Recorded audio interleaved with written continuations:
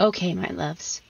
I know there are a lot of you that are out there that are really wondering, how do I even set boundaries anymore? Maybe you didn't grow up with great boundaries. Maybe boundaries weren't really modeled well for you, or maybe you were told that you cannot have boundaries. Maybe you're tired of being gaslighted in your relationships, and you're tired of feeling crazy all the time and guilty for trying to make a difference in your life. If this is you, then I want you to come schedule a call with me. Let's chat about the Unashamed Image program. The Unashamed Image program is geared towards you specifically. I am going to be helping you in our next upcoming session of the Unashamed Image. I am personally going to train you how to not feel crazy when someone is gaslighting you, how to be able to stand your ground, to keep your boundaries intact, and to also see through the bull crap. I am also going to be teaching you how to set really confident boundaries that you can really rely on. And I'm going to help you communicate them in a way that really makes sense. Basically, I'm going to help you live a life free of shame and on your terms. If you are ready and you are done feeling all the shame and guilt for trying to set boundaries, if you are not willing to live another moment the way you are right now and in somebody else's shadow, then this is the time to schedule that call with me. It's completely free, no pressure, just love, just support. Go to www.erinandersonthetraumacoach.com. Scroll down the page to where it says, Let's Chat About Working Together. Click on that button and it'll take you to my booking page. If you're ready to live the unashamed life, schedule that call. Let's get you in the Unashamed Image program, my loves. From my heart to your heart. Bye.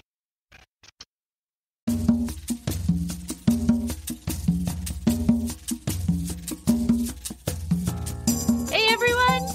It's Erin Anderson with the Erin Anderson Betrayal Trauma Coaching. I am super excited that you have tuned in today. Let's get talking about how to heal from betrayal trauma.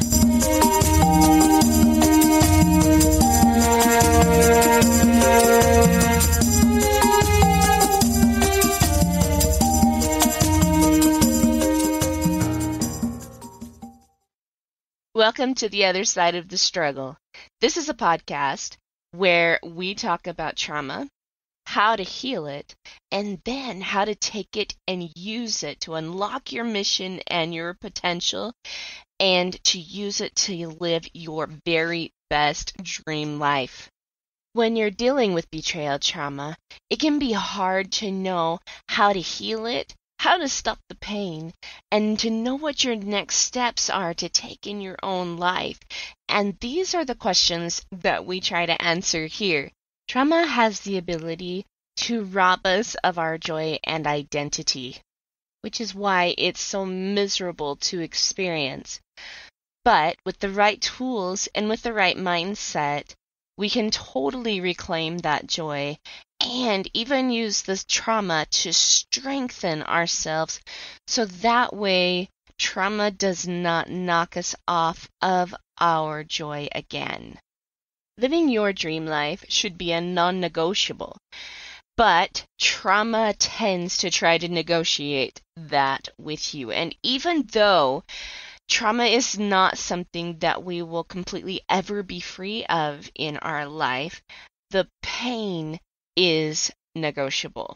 This is why I created Erin Anderson Betrayal Trauma Coaching and this podcast, is because I want my listeners, I want my clients to live, truly live free from the prison that trauma can put you in. I want you to live on the other side of the struggle.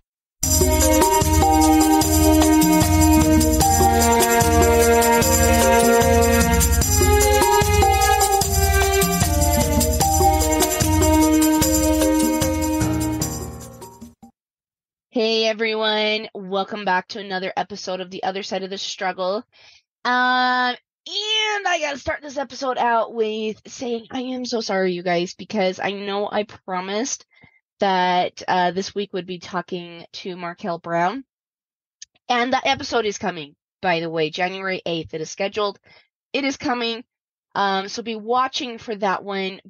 But I realized a little too late that this episode is the Christmas episode, and Christmas is on Monday, and obviously I don't want I want to kind of keep the podcast going in the Christmas direction, since all of you guys are celebrating Christmas right now. And I definitely wanted to do a podcast, that gives you hope today, keeps the Christmas spirit alive with you. And also, I really felt like it would be good to help you understand that hope is around the corner, that it's never gone. And it came through this day. Like, I'm gonna get emotional, you guys. Oh my gosh.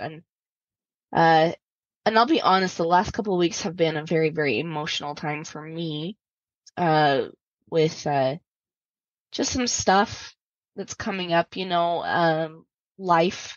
It kind of tends to life you sometimes, right? And can hand you some lemons. And it's definitely done that the last couple of weeks. Just kind of poked at some wounds and stuff. But I'll say this much, because I don't think we need to go in depth into what's going on, but the more or less that Christmas is the reason why I personally can keep going. And that might be kind of like, huh? Like, what? Why would you say that, right? And here's the thing. There are tough times in life. There are times when we don't know what our next steps are, and we don't know how we got where we're at. And I've definitely been facing some of that this week. And we don't know, like, what to think about our relationships. Maybe we don't know, maybe somebody you love has been suffering. Maybe you're suffering because of somebody else's actions, right? Maybe your confidence is just not where you want it to be.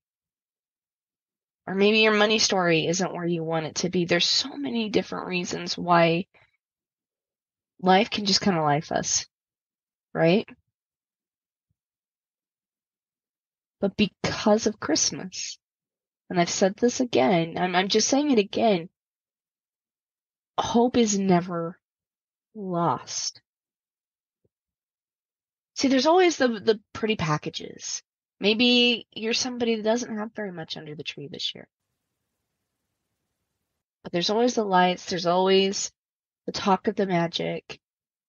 Kids are getting excited about Santa, and Santa today, at this point, by the time this podcast airs, he's already come.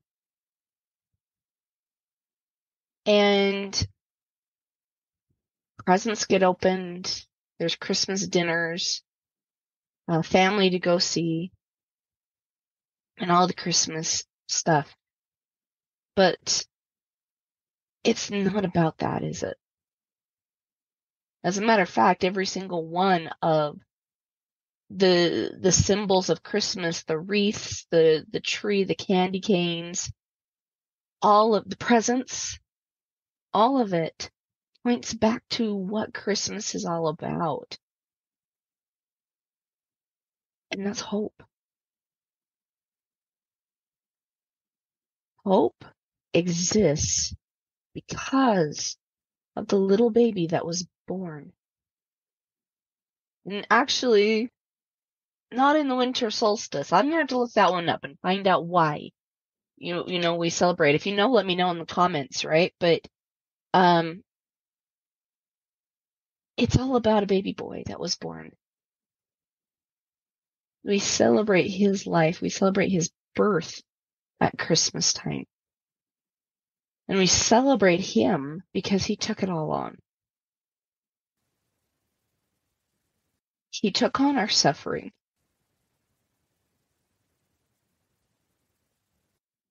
He took on the pains that we had to bear in this life. He took on himself the ability to understand what we're going through. He knows what it feels like to have a husband that is looking at pornography, believe it or not. He understands the pain of betrayal so well. Here's a man whose best friend handed him over to the Pharisees so that way they could kill him. Or one of his best friends, I should say. Handed him over just so he could die. For a few measly silver coins. He traded the greatest thing that ever has been given to humanity.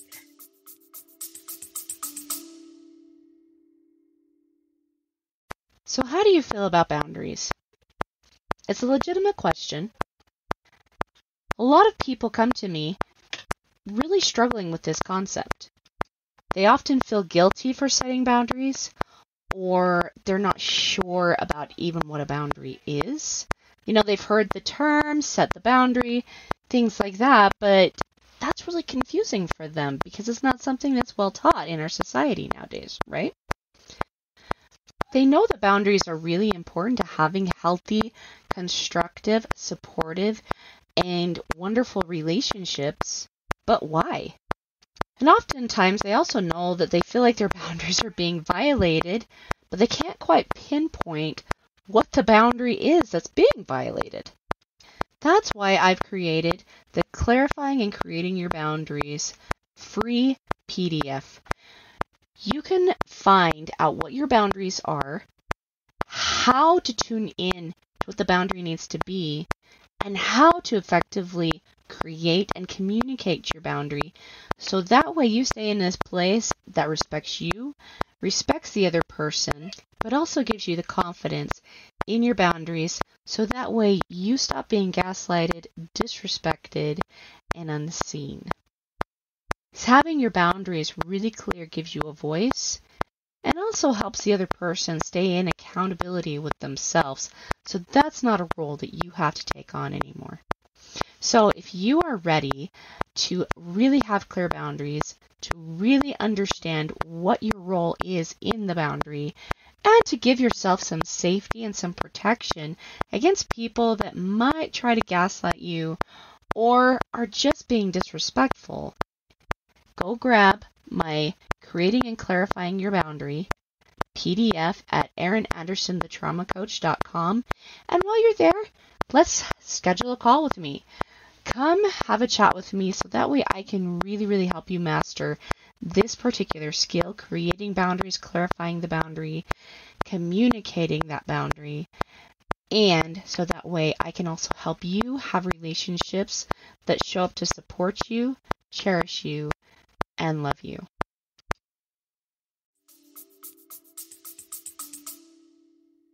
For a few measly silver coins. Talk about betrayal. Somebody that Christ loved totally rejected him. That happened all the time. Think about when he said, in the Bible, when he asked the apostles, "Are you going to leave me too?" Luckily, Peter says, well, "Where would we go? Like, why would we leave you? Where would we go? You have the truth. You are the Son of God. You are the Savior. Why would we leave you?"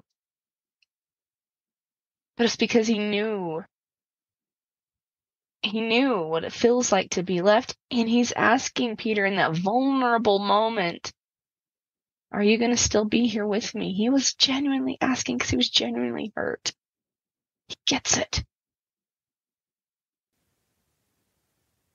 He's been without money. He was born in a stable, for crying out loud, with animals. How many of us can claim that one? He gets poverty. He gets the pain that we deal with. He knows what it's like to be tempted. The adversary tempting him in some of his weakest times when he was fasting for the 40 days and 40 nights. He gets it. And he doesn't judge us because he gets it. All he wants from us this Christmas and every single day is for us to understand that he gets it. That we can take this stuff to him. That we don't have to live without him. I think that the greatest pain that our sweet, wonderful Savior ever experiences is when we don't think he can help us. When we say that our pain is too big for him, we blame him for the pain because it's too big. Right? When we don't actually consider that he gets it. And all he wants to do is wrap us up in his arms and tell us that it's going to be okay, that he's there, and he's not going to leave us. Because he doesn't. You know, I gotta be honest, my listeners, and you can hear I'm totally getting emotional here. But he doesn't leave us. He's the reason I am doing this podcast today. He's the reason I can teach what I do. He's the reason I've healed to the point I have, and he's the reason I will continue healing further. He is behind the 7 pillars. He's behind everything I teach. He's behind my freedom. And he's in my heart. Doesn't mean I do everything perfectly. Oh, heavens no. There are times I still have my struggles, and sometimes they're really hard struggles. Really. But I know it's not impossible. Because I know he gets me. I know he gets it. We were given that gift. And that is what we celebrate today. Is that beautiful ability to know that hope is never lost. It is never gone. It might not always look the way that we think it should. Maybe our marriages do end. Maybe we've got that child that doesn't talk to us anymore. Maybe there's some type of betrayal happening in our life that really, really hurts. But I can tell you, hope is not gone because Christ exists. Hope is never gone. Now you might say to me, well, what about Sodom and Gomorrah, right? He totally obliterated them off the planet. How can he be a loving, understanding, merciful God when he takes Sodom and Gomorrah and he destroys them? Or there's other parts in the scriptures that talk about how God enacted his justice and he gave vengeance to the wicked, right? What kind of a loving God would do that? Well, here's my perspective. To sin is to absolutely cause yourself misery. You cannot say, I'm going to go out and sin, and you know you're doing it, and say, oh, this is going to make me happy. Wickedness never was happiness, right? It's just not. Whenever we're doing things that we know we shouldn't do, and we all do them, no judgment, right? We are legitimately choosing to be miserable. We are making the choice to be miserable. And here are these people who are consistently making the choices to be miserable. And at some point, somebody's got to come in and stop it. I kind of look at it like this. If your kid had a knife and they were consistently cutting themselves, causing pain and causing themselves to bleed, at what point would you take that knife away? And why? Because you love them, right? That doesn't mean that the pain of the initial cut goes away immediately, but at least they're not experiencing new cuts. And this is what happens with God. Why, when he punishes the wicked, right? It's so amazing for the righteous is because, yes, he is giving us vengeance, right? Like he's enacting justice for us. But he's also giving mercy to the wicked. He's at least stopping them at this point from progressing any further down that path. He took away the knife. That's a loving God. A loving God that came to this earth, and he's not judging us. He doesn't judge us. But he is here to love us, and sometimes love doesn't look fluffy. It's not always easy, and it's not always saying, oh, well, you didn't do anything wrong, right? He doesn't do that, because that's not love. Love is helping us be the very best versions of ourselves, to stop our suffering, to stop us from sinning or help us stop from sinning, wanting us to desire to stop the sin, right? And to be there for us the entire way, so that way we can know ourselves. We can be happy with ourselves. We can find that joy. We can find that peace. We can find that solace. He is within this season. This is part of the reason why when Christmas comes around, there is so much hope in the air. You can feel it. It's tangible. We call it magic. There are people paying other people's bills. I was at the grocery store the other day, and there was this little lady, and you could tell she didn't have a lot of money, and she was trying to pay for her groceries, and she only had a few things, and the cashier told her, hey, don't worry about it, somebody already took care of it.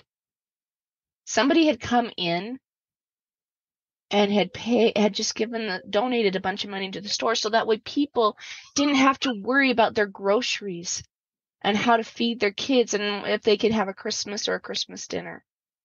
I'm seeing that everywhere. All because a baby was born.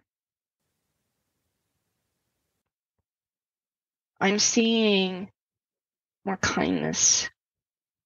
All because a baby was born. People have a little bit more faith at this time of year, all because a baby was born. It embodies who he is, the magic, the wonder, the beauty, the lights, the peace, the hope. Christmas is healing. And to be healed is to keep Christmas in our heart all year round. It never leaves. And every day we would deposit a little bit more of that Christmas in our hearts.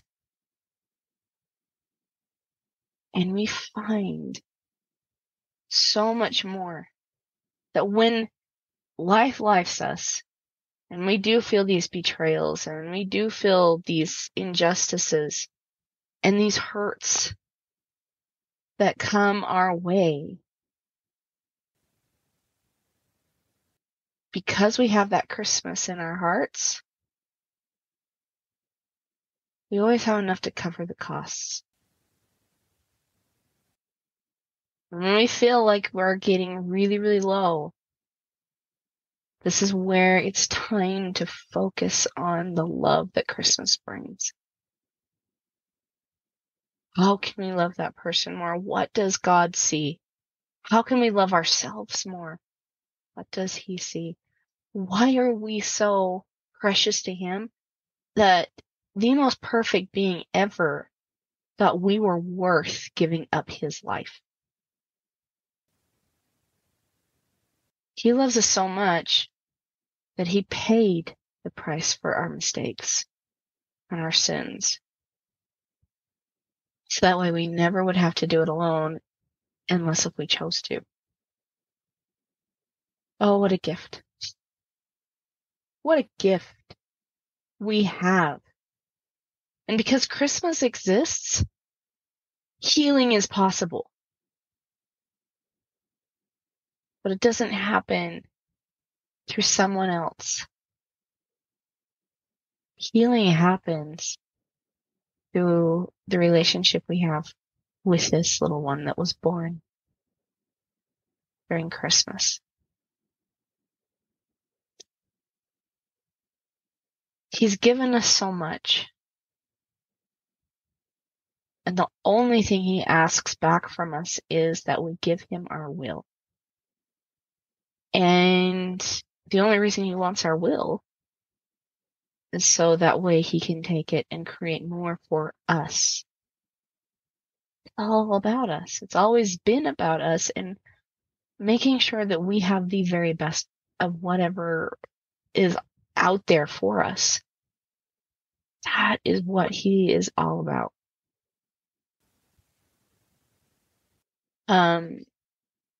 Ezra Taft Benson, he's one of the prophets of my church. He was the prophet in the 80s, late 80s and early 90s, I believe. But I love this quote from him. He says, "Men and women who turn their lives over to God will discover that He can make a lot more out of their lives than they can. He can deepen their joys, expand their vision, quicken their minds, strengthen their muscles, lift their spirits, multiply their blessings, increase their opportunities, comfort their souls, and pour out peace." So we give Him the one thing we can give Him, which is our will. That is the gift He wants. And in return, He deepens our joys. How many of us want that when we're hurting? Expand our vision. How many of us want clarity when we're hurting? Why? Why do we ask we ask that all the time? Why? So He expands our vision, answers the why, quickens our minds. How often have we wanted to be able to think of something quickly? So that way we're not stuck in the pain too long. Being able to move out of it quickly because our minds are quicker. Strengthen our muscles. How many of us want that? How many of us would feel better if we could exercise daily and if we weren't walking around every single day with pain? Lift our spirits. If you've been betrayed, your spirits are probably pretty low and you would love to have them lifted. Multiply their blessings. I could always use more blessings. Definitely need them. Anybody out there that would like to be able to pay more bills and take their family on vacations and maybe do a little bit more around the house that they've been wanting to do, or create something more, increase their opportunities. Basically, He's going to give us the chances that we want to take. He's going to place them before us. Comfort our souls. How many of us need that? Need I say more? And pour out peace. Simply because we gave Him our will. So why would He cherish something like that? And I honestly don't think it's really, He's not in it for Him. He cherishes our will so that way he can lead us out of the pain, out of danger, and into paradise. If we just give the will to him. It's always for us. It's always been about us. But if we're staying stuck in the pain, is it possible that we're not trusting Christmas? Is it possible that we're not trusting him in his joy? In him that says that he can heal all things. Christmas is healing. It's about healing too.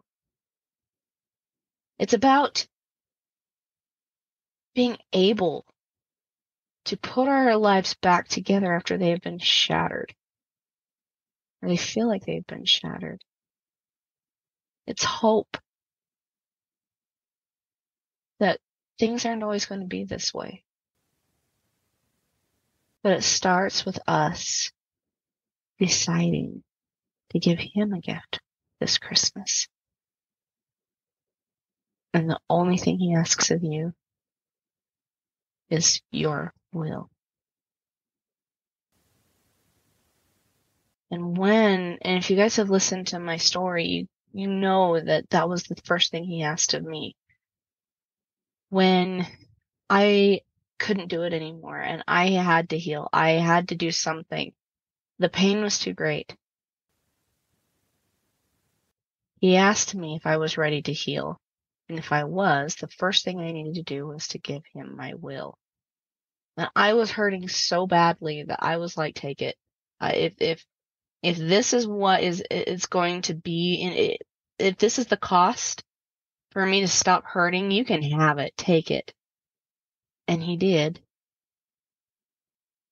And it meant that I had to sometimes swallow my pride. It meant that sometimes I had to realize that I had been an equal contributor to the misery.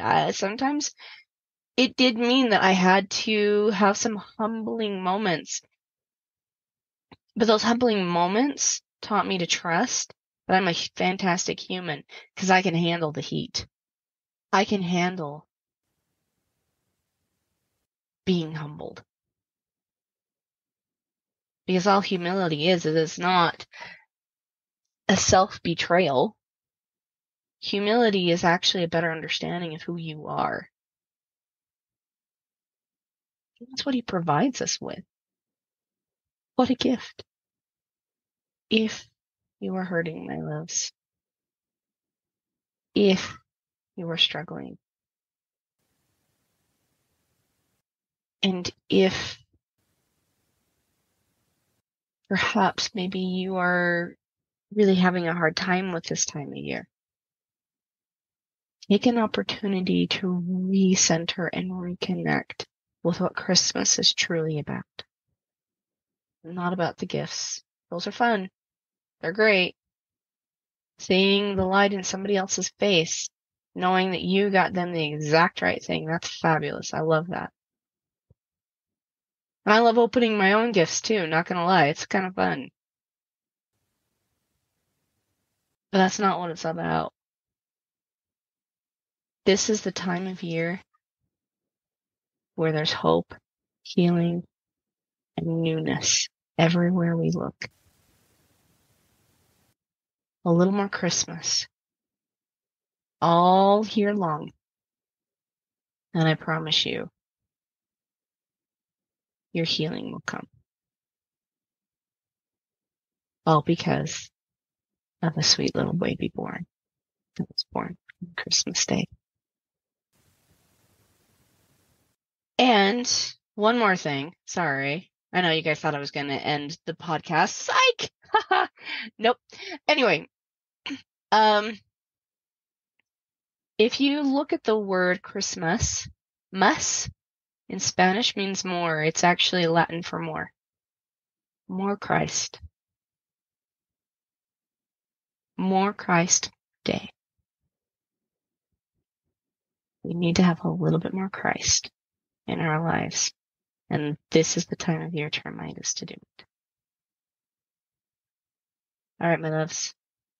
Now I really will end the podcast next week. Again, like I said, I am pushing Markel back out 2 more weeks. She is coming. It's going to be a fantastic podcast. But we're going to be talking about how to bring the new you out, how to actually form your entire year for healing. Okay? All right. From my heart to your heart, I'll see you guys on the other side. Bye, my loves.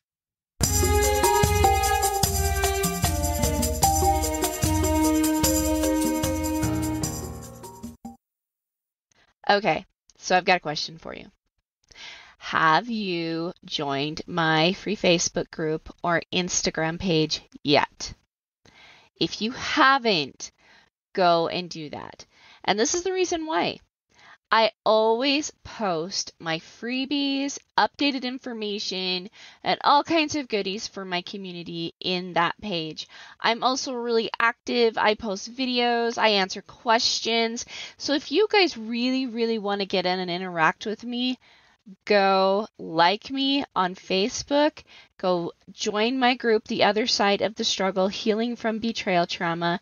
Come find me on Instagram, Erin Anderson, Betrayal Trauma Coach, and come follow me because I always have something good there just for you, my audience, and I love connecting with you there. I also post anytime that I have groups going on. I talk sometimes about my programs. So if you guys are interested in working with me or even just following me and getting as much free content as you possibly can, go hang out in my group. Go connect with the ladies that are there. Also come and join Immune and Unashamed for those married couples that are following me, because in that group, me and my business partner, Kyson Kidd, are also talking and offering some great content.